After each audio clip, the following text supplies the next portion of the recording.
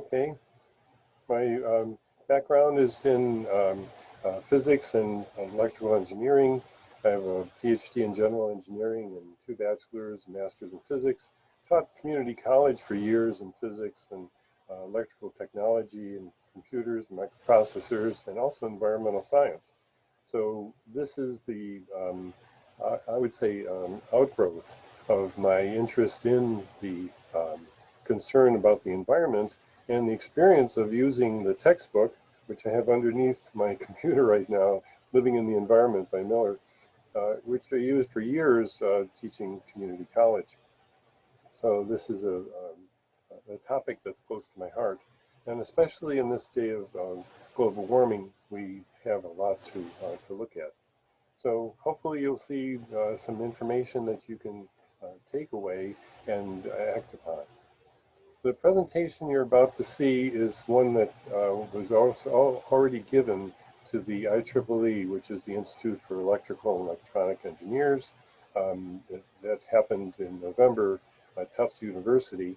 And I also gave a similar presentation to another short presentation as well. But it's been published in a number of journals. The longest article, I'll give you the citation for that momentarily, but upcoming is the Journal for Atmospheric Research and also the Advances in Science, Technology, and Engineering Systems Journal, SDES, which is an extension of the previous publication of the Society for Implications, Social Implications of Technology. IEEE has their own Society for Social Implications of Technology, and that's where they entertain the environmental implications that we were talking about here. And so that was very well received there. So the important part too is that the basis is my first publication, which happened in October. The 32-pager is an open access paper. It's also available on a tiny URL /Valone climate. So that's an easy way to get it. You could click on it right now if you're at your computer, and you can read along, because what I did for the first time in this presentation is to give you all of the main points of this 32-pager, which I never was able to do in a slideshow before, because, for example, for IEEE, I was limited to 20 minutes. And in 20 minutes, you can only show about 20 slides. And so I packed everything in real quick and finished just up to the wire. But at this point, the same 3 topics of global warming, temperature, ocean height, and atmospheric carbon concentration are covered. So the way I start this presentation is basically to give you a background. And the background is based on my own life. And that is, when I was born, right around 1950, within a few months of 1950, I'm surprised at my age, which is almost 70, to look back on this 70 years and say, what the heck has happened to the world? What has happened is something that's never happened before in the history of humankind.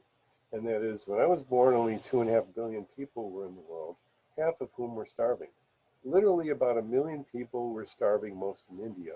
And that was a common saying, the starving people in India, don't waste your food. As you grow up in the 50s, that was parental guidance. So this was a true, real problem that was widespread at that time. Have half the population and not enough food. So what I'm also emphasizing besides that is what Norman Borlaug did, and what caused this jump in the rate of growth, which is what the dark brown line shows. The rate of growth started to really accelerate around 1950, 1960. And today we have 7.5 billion. So today the number has tripled. And the effect of the peak of the rate, which went up to 2.1%, and then started decreasing shortly after 1975, was that the growth rate, the growth of population, in other words, the quantity of population, essentially started to decline in its slope slightly, so that in 2020 we're up to this point here, and then we're supposed to level out to around 11 billion or maybe a little bit more around 2100. But the biggest takeaway to this graph is that it takes more than 100 years from the time that the rate of growth peaks to the time when the quantity of this population, whatever the system's population, in this case it's people, will actually start to level out. So keep that in mind as we analyze the Earth situation, especially carbon dioxide. Excuse me. So far, what I'm emphasizing is global population has tripled since 1950. CO2 emissions caused by the same people we're talking about has quadrupled. And the global energy demand, which could be a driver when you think of the CO2, has quintupled, 5 times all in the same period. So this 3, 4, 5 triad, as I call it, is a major impact upon the environment. And the main cause of it, maybe you could look at Dr. Norman Borlaug, Nobel Prize winner, as a savior of mankind back in 1960, who basically went to India, founded the hybrid wheat science. And what's interesting, this video just came out this last month, the man who tried to feed the world with good deeds and unintended consequences. It's amazing that PBS.org is where you can get this, or else on Amazon. I bought 3 of them to give away, DVDs. He's the father of the Green Revolution. And when you teach environmental science, this is exactly what you refer to as an amazing transformation of plenty, the horn of plenty, in other words, seemed to have taken place after 1960. And hunger was reversed. They started to apply his science of hybridization to other grains and other crops, and found the best and sturdiest and the most disease-resistant ones to then breed, so that they would have a lot more yield per acre, and also be drought resistant as well. So what he told everyone at that time, and this is what I'm trying to share with you guys as well, when you look at the larger picture, which is what he did, he says, I'm giving the world about 20 years. Because he knew that the population was the cause of the starvation. So he said, okay, let's figure out the food problem, make sure we have plenty of food, but that doesn't necessarily solve the population problem. In fact, it exacerbated it. And so we didn't listen to his warning of 20 years. So now we're getting up to 7.5 billion, headed toward 11. We're facing the same problem again, and we still have a billion people that are starving. That is literally the estimate today in 2020. The number of starving people hasn't changed. It's just there's a lot more people that have benefited from having good food available. So in some ways, this is good news. Hopefully we regard it as an opportunity, because the more people that are available to solve a problem, hopefully we'll solve it more quickly. And the problem can be solved. That's what I'm going to show you, even though there's lots of consternation here that's coming up when you look at the facts of, for example, carbon emissions that have quadrupled since 1950. When you look at the carbon emissions, we're putting out 10 billion, 20 billion, 30 billion, almost 40 billion. We're up to about 37 billion tons of carbon dioxide every single year. Every single year we put up 37 billion tons or more. This graph looks like it's aimed upwards. We've had a little bit of leveling off due to the COVID-19. People aren't burning in fossil fuels and traveling as much, which is a great little respite for about a year. But everyone knows this is going to start shooting up again, because obviously population keeps growing and we're going to overcome the COVID challenge. We won't overcome the global warming challenge, especially if we're going to keep putting carbon that stays in the atmosphere. The 40 gigatons per year, which is where we're headed to, will basically add to the other 410, actually 936 gigatons that are excessively in the air already. But what I want to call your attention to is this rate. Since 1960, this has been recorded by NOAA, and the rate is the amount of CO2 per time. Now, this growth rate has been exceeding 2.7%. Not 2.1% where population peaked, but 2.7%. And do you see any chance that this is going to level out? I don't. And if the growth rate isn't leveling out or peaking, then the actual quantity of CO2 has little chance for the next 100 years of leveling out, according to business as usual. You know, we always hope for a big renewable energy influx. All the climatologists say that's all we need, just a little bit of renewable energy, 20, 30, 40, 50% renewables, and everything will level out temperature-wise. Well, I have news for you that the two aren't related, and the gigatons that are already there are the big problem. So let's look at those gigatons. So far, the gigatons are caused by this massive amount of coal, oil, and natural gas. Literally, about 90% of all the world's energy usage is fossil fuel technology. We have a huge carbon footprint that we have to solve. This is number one. And I look at it as number two because it's a long-term problem, at least 100 years before that 90% is going to go down to 10%. But so far, we acknowledge, all the world is acknowledging, especially in Europe, they're acknowledging the fact that they can make a switch to renewable energy within 10, 20, 30 years. And that's a great aspiration to have, and we should have it in the United States as well. Hopefully the next administration will take this and run with it, because all of this needs to be replaced by renewable energy if we have any hope of not having a hothouse Earth. And we're headed toward a hothouse Earth, there's no doubt about it. So let me show you the hothouse problem. And a lot of people I've talked to, I mean, there is a percentage that says, you know, I don't know about carbon dioxide, you know, the Earth is going through cycles, and they don't really acknowledge the relationship between the carbon dioxide and temperature. Well, here's the experiment from a school teacher. Take 2 soda bottles, both filled, half filled with water, pop in a little seltzer, Alka-Seltzer, and see the bubbles, carbon dioxide bubbles that formed here. Put the same light on both, and then read the temperature after time. The time we're looking at the bottom here is 20, 40, 60 minutes. Plain water reaches the lower steady state at around 35 degrees from ambient temperature up to about 35.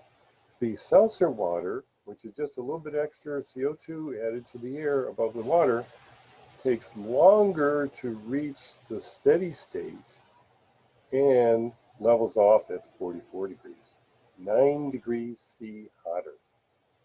And this is a huge amount of temperature, 9 degrees C, and about double it for Fahrenheit. So far, these numbers haven't sunk in, but maybe they will when we look at the historic record of the Earth. But this, to me, is a dramatic, as he says in his posting of the YouTube video, which you can find this entire video online, very effective, dramatic demo to show the effect of temperature and increased levels of CO2. And it's a heat-trapping gas, in other words. CO2 is the heat-trapping gas that's already in the atmosphere, and that's what I want to show you as far as the correlation. Here is one of the most referred to graphs that we don't see enough of in the daily news to remind people that temperature and CO2 are tightly correlated. Not just loosely correlated, but tightly correlated. Every time we've gone through an ice age, CO2 goes down and temperature goes down. Every time we come out of the ice age, CO2 goes up, temperature goes up. And notice how they track each other. You see 4 ice ages here, over 400,000 years. This is a Vostok ice core. This is the most highly referred to ice core that basically then comes up to the present time. And if we view the maximum temperature and maximum CO2 that has ever been reached for 400,000 years, we're at around 290 parts per million. That is the what we climatologists refer to as the starting point or the leveling off point that pre-industrial human race worldwide got used to. We're very comfortable at 290 and the temperature around 15 degrees C, which we call zero at this point. So that's our references. These are our reference. The horizontal lines are reference. Well, from the reference point, we're basically pushing today up to around 410 parts per million. We've gone from 290 to 410 in less than 100 years. That's a 45% increase. 45% increase of a heat-trapping gas, which has never been done on the Earth except for, as you'll see, 50 million years ago. And what do we expect for temperature at this correlated graph? Well, this graph tells us we're going to be into the 6 to 8 degrees C increase range. And it'll probably happen pretty soon. Who knows how soon? By 2100 perhaps? That's soon enough. Well, here's a geological paleoclimatology picture. And if we basically follow the trend, which I already showed you, of the actual CO2 increase, we're looking at the business as usual as A2. And the business as usual graph projects us by 2100 to be around 800 parts per million. We're at 400 now, we're headed up to 800, and 290 is our baseline. So 800 is serious, it is unprecedented in the recent history.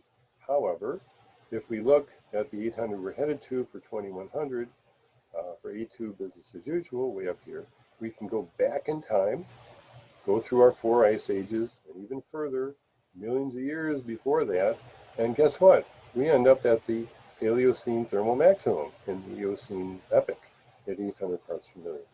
So it has happened before on the Earth. And the University of Washington, courtesy of, they provide us with this information. Well, here in the Washington, D.C. area at the Smithsonian Museum, Dr. Scott Wing, who I corresponded with about this, gave an entire YouTube lecture. Gave a lecture at Smithsonian, and it's on YouTube. And he basically has this, museum historian, fossil paleontology approach to the warming that we're headed for. And so he goes back and talks about the Paleocene-Eocene thermal maximum, PETM, and it basically shows that, yep, we went up to around 12 degrees C increase over the reference point that we're talking about. 12 degrees C for 800 parts per million. We're talking about 400 parts per million currently that will drive us up to around 6 degrees. If we double the CO2, we're going to double the temperature. That's what Dr. Wing is telling us, curator of fossil plants. And he does so in such a relaxed point of view, it's almost disturbing.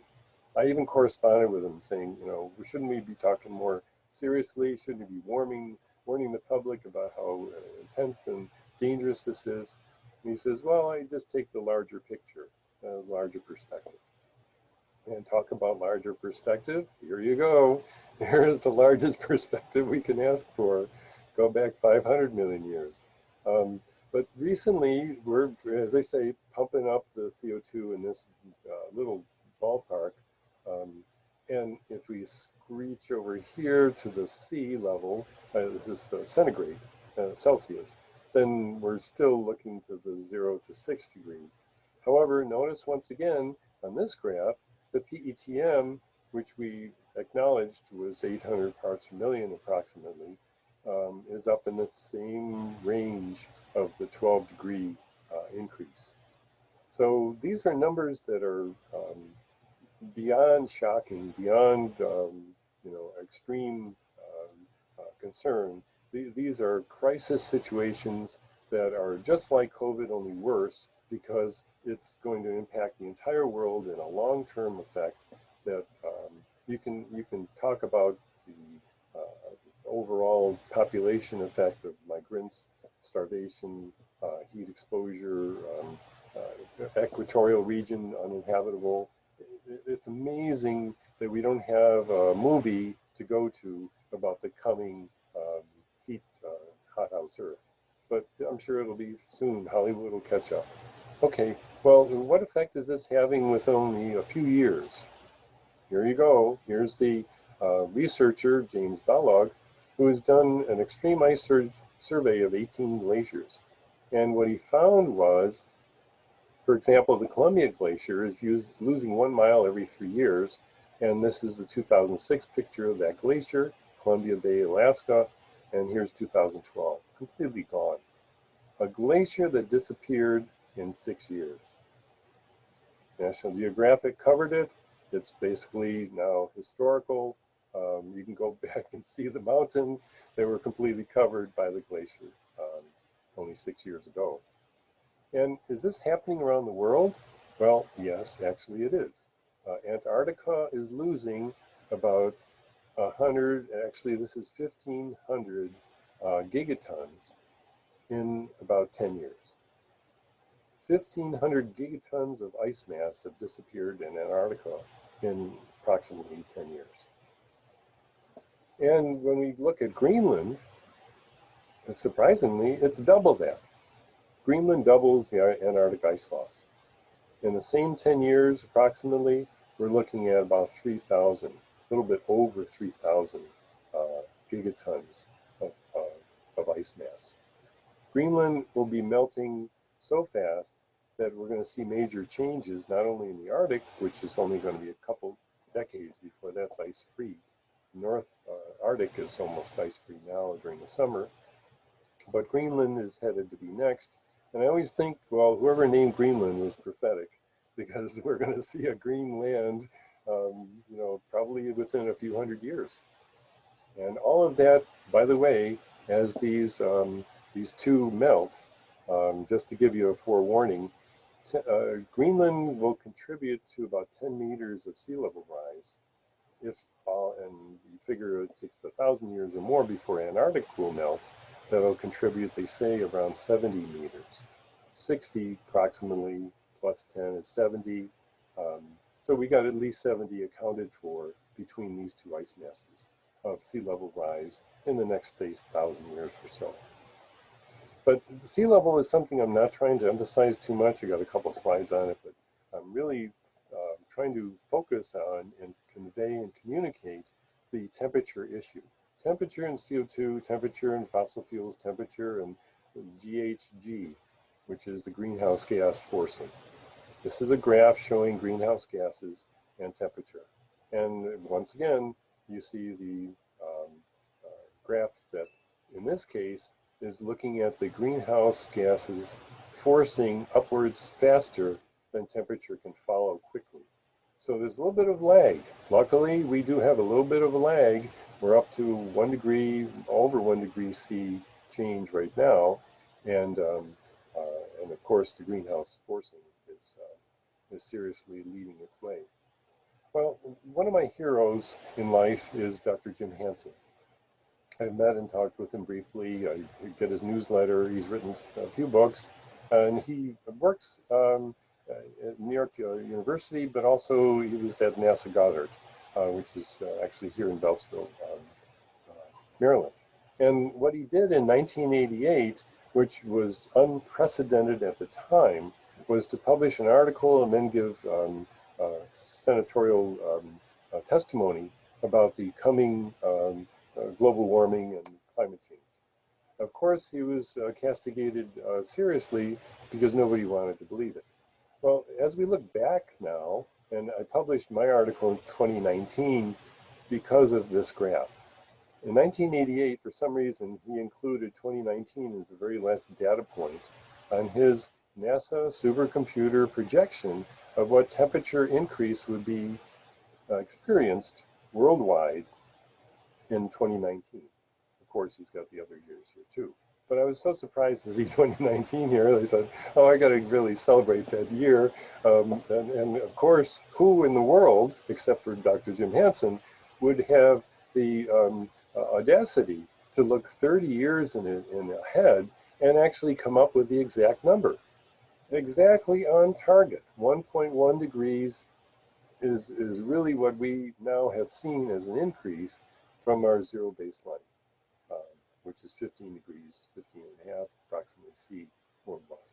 So we have to give him great accolades for this accuracy, tremendously accurate compared to anybody else. And he's been reviewed online many times, even previously years ago, saying, oh, he couldn't possibly be right, he won't be anywhere near what's really happening, we're never going to get up to a degree in just a couple decades. Well, we did, and we're headed up even faster, but there you go with the arrow. Once again, all these different scenarios and reviews, the middle point is where we ended up. And then he also projected into the 2060, and you can extrapolate a little bit more into the 2100, and of course we're probably looking at the same exact projection, which we see the other experts, even Stanford University, 6 degrees, 4 to 6 degrees, which we'll see too. So all the experts are still looking and projecting, even way back from the 1988 point of view, to what CO2 is doing to the world. Well, here's my compilation of Dr. Jim Hansen's publication in 2006. In 2006, what he did is he put in a little innocent, not only the 400,000 year history of temperature and CO2, but he added the sea level information, which is a little bit more difficult to obtain, but he correlated and lined it up with the same max and minimum so that they're all in the same graph. And you end up in 2006, we were only at 377 parts per million. There's our 15 degree, I'm saying average 15 degrees global temperatures, and the NOAA projection, the same kind of information as well. So basically the information can be looked at more closely. We start from 400,000 years, and what I did basically here is to give the skeptics in the audience the chance to look at, and you can review this slideshow later if you like, which one comes first. I've heard criticism that, oh, CO2 has never in history led the temperature rise. Well, yes, it has.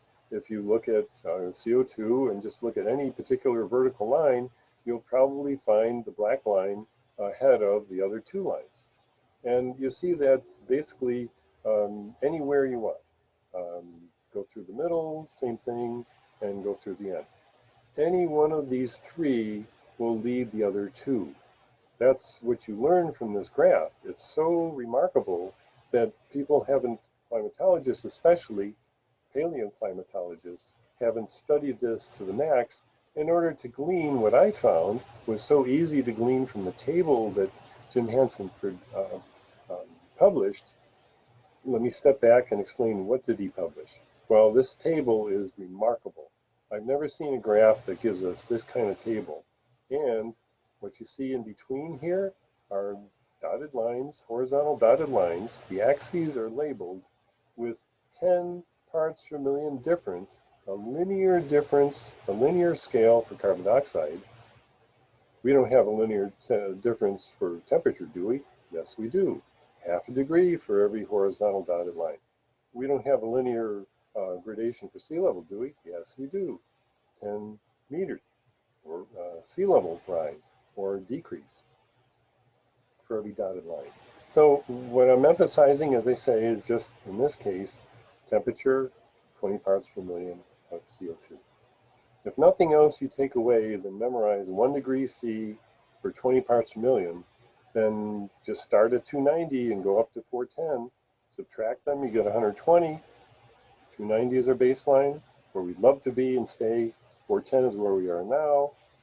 Subtract the 2, you get 120. Divide by this 20 parts per million to find out what type of degree difference will be entrained by that CO2, we get 6 degrees. And that's exactly what I show here. The 6 degree difference is literally driven by the 410. That's it. that's all you can do to analyze the 400,000 years is you come back with a stark realization that all the rhetoric that we see today by literally professors all over the world, UN professors, UN experts, all the IPCC communications and reports, they all miss this point. I'm not sure why, because it's our history. It's our Earth history that we're now examining and easily taking away the relationship. As I point out here, divide by 2, I got 10 parts per million, half a degree, and 10 meters sea level rise. But to me, this is the most serious and egregious problem that we have to deal with immediately. 6 degrees is intolerable. 2 degrees is going to be serious enough. We've seen all kinds of fires and burning of the tundra. This is only going to get worse as we go to 2, 3, 4, and 6 degrees by 2100. That's only 80 years away. So you basically get the impression that the story and the picture is a lot serious than we've been told. The renewable energy conversion is good as a long-term fix, but the short-term fix has to be CO2. What can we do about the CO2 that's in the atmosphere right now? Because, take a look, here's Dr. Solomon, published in the Proceedings of the National Academy of Sciences. She takes the same perspective as Dr. Wing does. Oh, let's look at the long-term paleontology approach that essentially is projected at her point of view. There was only 7 billion tons per year being emitted in the early 2000s. Well, we're up to 37 per year now. So her projection of 4 to 5 degrees C was a little bit underestimated. That's how serious things have become in only 10 years, from 2009 to 2020. 2020. So really, this is 1 degree higher. But look at the difference of her perspective. Well, 2100 is here. You get up to the high temperature. She believes that we're going to stop emitting and somehow just sit there. Maybe that'll be true. That's exactly what this graph says. By 2100, we'll just stop all carbon emissions and stay at 410, which is unlikely. But the point I'm trying to make is that she's going to 3000. For 1,000 years, we're going to stay at 5 degrees more? I wouldn't want to do that. No way.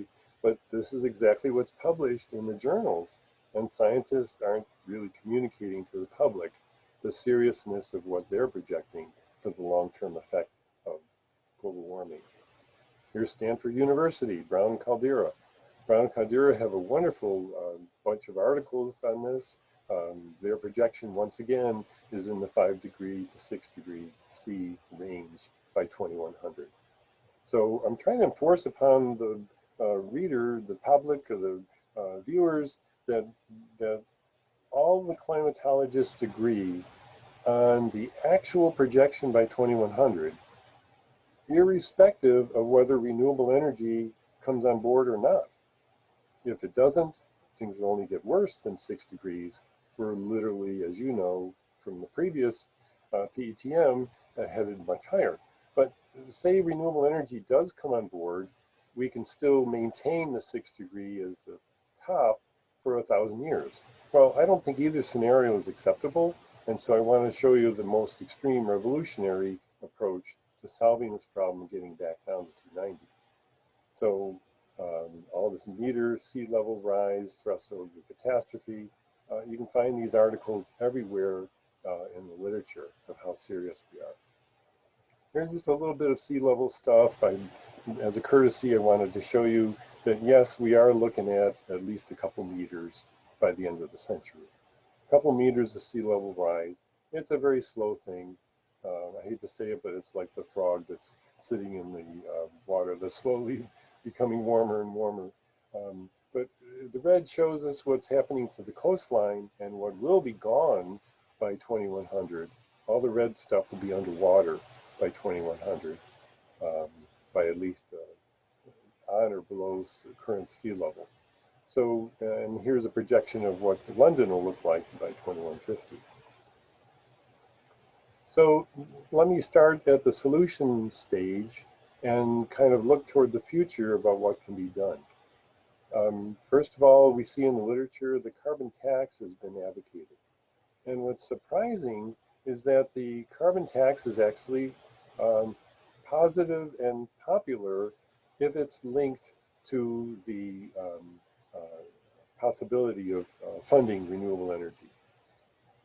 And that's exactly what we see in the Science Advances report from 2019. Young evangelicals also support it. We see it in the literature. This is the Washington Post 2019. And the question I need to ask is, can we even stabilize the 350 parts per million? 350 is at least a halfway point back down to something that's at least reasonable, even though 2-3 degree change is not necessarily the most comfortable, realizable limit to stay at. But anyways, the important point is the carbon tax idea that could be proposed perhaps by legislation. Well, let me at least throw another phrase at you, and that is negative emissions. Negative emissions is a really revolutionary idea. It basically comes from the carbon sequestration or carbon storage idea. Carbon capture and storage, CCS, is the concept behind this. And there is a free downloadable PDF from nap.edu 10766. And the greenhouse gases that this publication is advocating, the essential lowering of the emissions supposedly will bring us below 2 degree increase. Well, as I say, this misinformation is everywhere in the literature. There's no direct correlation between the two, but it's great to look at the long-term limits on emissions, and of course we need to do both. So this is one approach toward negative emissions. And we see even industrial utility companies looking at this possibility as well. And that's probably a very exciting, interesting approach. Well, one of the things I haven't mentioned yet, except just briefly, the 936 gigatons was the number I threw out at you. And that comes from converting parts per million to gigatons of carbon. And you end up with carbon dioxide. Well, 1 part per million of CO2 equals, worldwide, about 7.8 gigatons of CO2. That's almost 8 gigatons of CO2 just for 1 part per million. So if we're talking about the 120 difference, or in this case, I'm proposing a compromise of 350, so it's only 60 parts per million. 60 times the 7.77 equals about 466 gigatons of CO2. Well, that's a lot. In fact, you'll see another graph where Chevron is talking about and bragging about their 4 megatons per year of carbon capture. Well, that's a drop in the bucket. They've got to go 1,000 times more before they're even into the gigaton range. 1,000 times 4 megatons will give you 4 gigatons. And then they still got to go 100 more to get into 400 gigatons. So this is a very challenging number that really requires a global carbon reduction program, exactly like we've experienced with COVID, only more seriously financially committed to. Because the whole world is going to have to start doing this in a major gigaton capture mode in order to just stabilize our Earth's CO2 level to 350. So our temperature capture will start leveling out. And that's what we want. We want the temperature to finally level out and not keep increasing. And then, so how do we do it?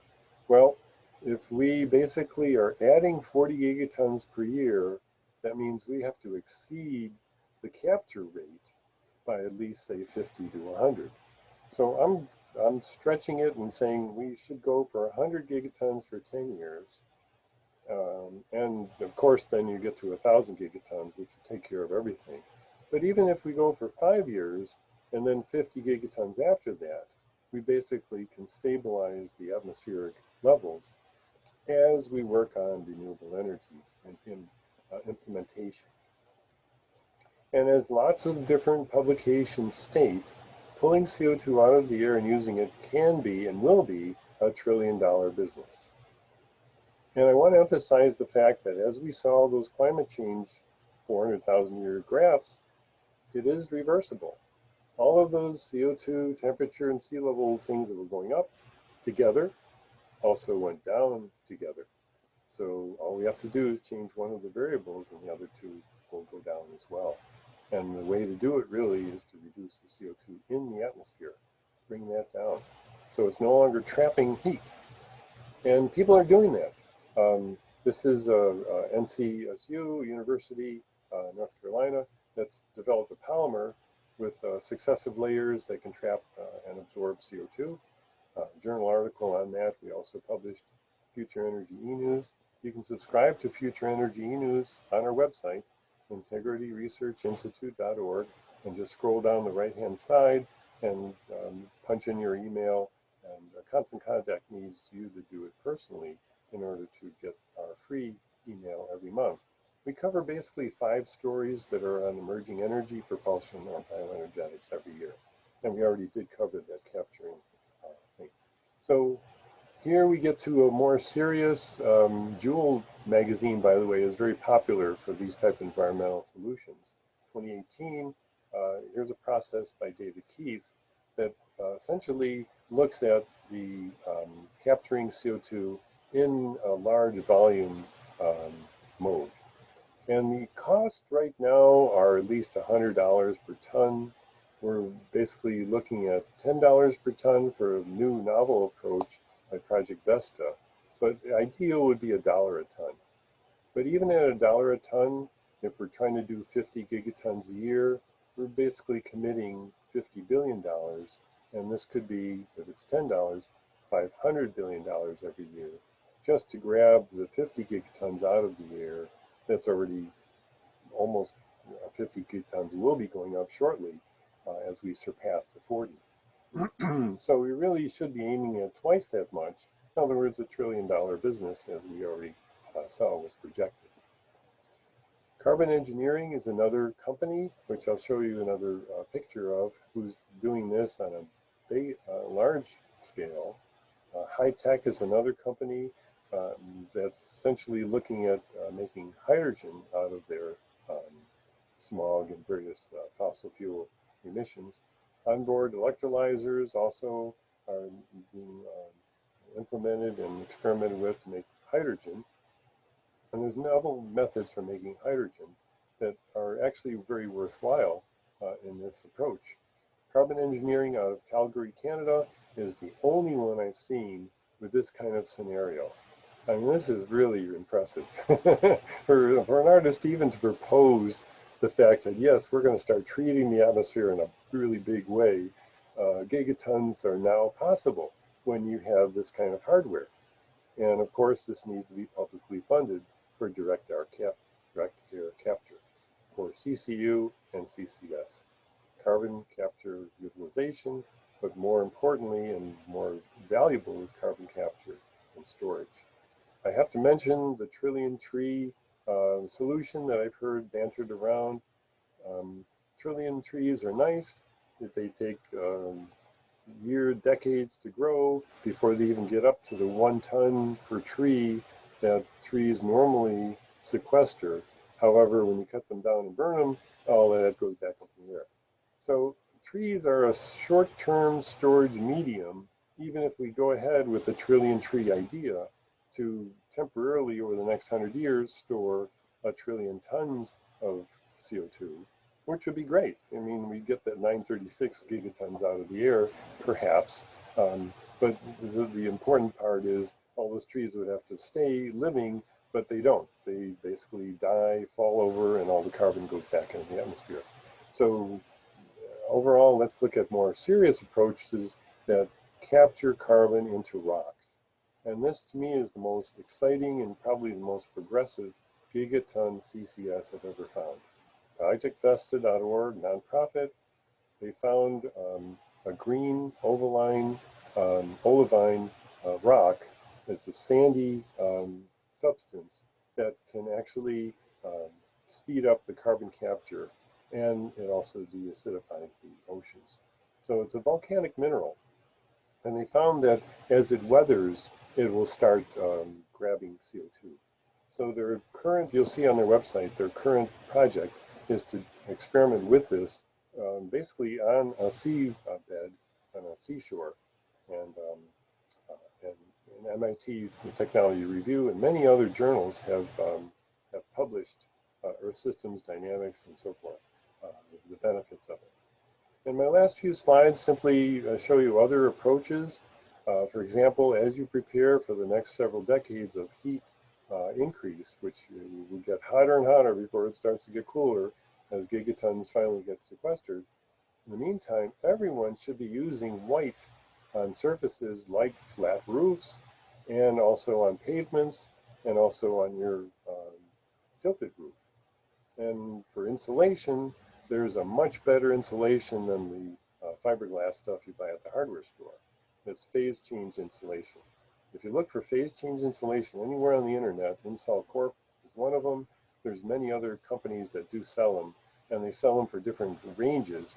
And they basically capture 10 to 100 times better BTUs and insulate and keep the indoor temperature at whatever you want.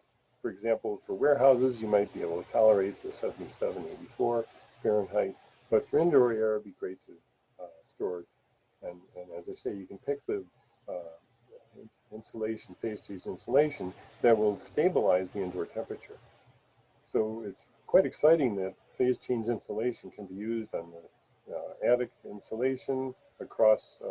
I talked to the president of that Install Corp, by the way, and he essentially said that he was able to, for a warehouse, literally prevent them from installing air conditioning.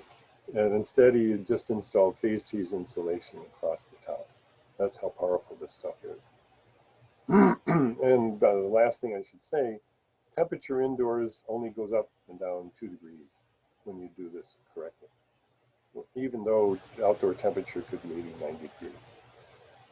And in regards to worldwide renewable energy, this is probably one of the more exciting proposals. 100% renewable in 139 countries. He has YouTube videos explaining it.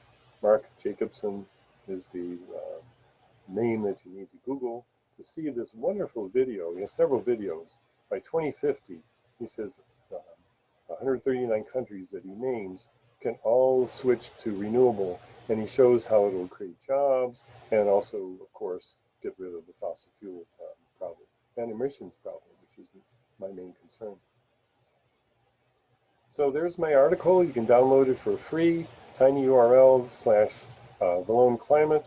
And hopefully if you pass out this article, pass the website link to other people, try to let your congressman know that this is a serious issue that needs to be addressed.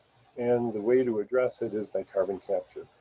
This information and the solution, gigaton carbon capture, has not been popularized or promoted or advertised at all, but we certainly need it in order to finally solve the problem once and for all. So I think we're at the 10-minute break time, and so if you do have any other questions, feel free to email me, but at this point it looks like I'll probably move on to going for our break, and however, I guess we do have our lunch break coming up, so maybe we can forego the 10-minute line. And let me see what I can see here. Princeton University says that CO2 is irrelevant. Yeah, that's the problem. Experts look at methane, for example. There's another question about methane. Well, we can look at methane all you want, and if you do the numbers, you'll find that methane has about literally 5% effect on temperature. Even if you're looking at the whole tundra releasing tons of methane that it will do and is doing now, it's still a small drop in the bucket compared to the atmospheric 40 gigatons going up every year. CO2 is a heat-trapping gas, and the major impact is from the CO2 that we're emitting. So this is basically the issue that is happening. Of course, there are nice agricultural solutions. I see some questions about our agricultural effects. The video, The Man Who Tried to Feed the World, is available on the pbs.org website. I highly recommend it for people to consider looking at the history of our last century, and basically the ancient grains and fuel that's required for creating biofuel. Biofuel is definitely a controversial subject. Biofuels seem to be great, especially when they're developed by renewable energy. Essentially, if we're capturing CO2 to create the biofuel and then releasing it, it's carbon neutral. So essentially, it's great to see the transition, but our institute hopes for and is aiming for the electrical type of energy propulsion, and even electric clothes and electrification for electrotherapy.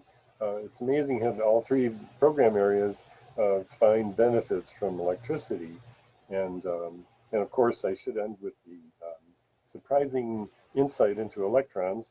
And of course we'll have other people talking about electrons, such as Bill Alec tomorrow, the secrets of electrons and electron spin. But I thought I'd leave you with a little bit of a joke. Years ago, they claimed that Edison came up with an idea about selling electrons to the public. And he developed utilities, and they charge money for buying so many electrons every month from the electric utility. However, the agreement that you have to sign with the utility is that if after you buy the so many electrons, you have to give them back to the utility so they can resell them back to you next month. Which is actually a very true scientific fact, but it's surprising that the electron not only has an infinite, almost eternal lifespan, it doesn't decay, but also it has to be recycled as well, just like the proton, interestingly enough. So I thank you for your attention, and let's take an hour break time for lunch, and then we'll come back at 2 p.m. Eastern Time for the presentation, live presentation by Mike Campbell. So thanks again.